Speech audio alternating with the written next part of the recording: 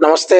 జై Sriram. Welcome to my channel. నేను మీ సుధీర్ శెట్టి. మన 'బిగ్ బాస్' తెలుగు సీజన్ 8లో ఫిఫ్త్ కంటెస్టెంట్ గురించి మాట్లాడుకుందాం. ఈయన్ని చూడగానే మళ్ళీ ఈయన ఎక్కడా అనుకుంటున్నారేమో, 'లాహిరి లాహిరి లాహిరిలో' అనే సినిమా గుర్తుంది అదండి. హరికృష్ణ గారు గట్రా యాక్ట్ చేశారు కదా, మన వైవిఎస్ చౌదరి గారు తీసిన ఒక కళాఖండం. అందులో హీరో కింద యాక్ట్ చేశాడు. ఆ తర్వాత 4-5 ఈ సినిమాలు చేశాడు. తర్వాత కనుమరుగైపోయాడు. ఇప్పుడు బాలీవుడ్లో ఏవో డైరెక్షన్ ఏదో చేస్తున్నా అని నేవీలో అయితే చెప్పాడు.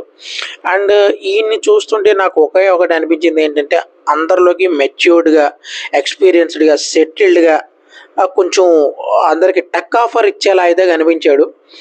అండ్ ఈయన్ని చూస్తుంటే ఎందుకో పాజిటివ్ వైబ్స్ కలుగుతున్నాయి. కొంచెం టఫ్ కాంపిటీటర్ అవుతాడు, టాప్ 5లోకి వెళ్తాడేమో అన్నట్టే అనిపిస్తుంది నాకు ఎందుకో.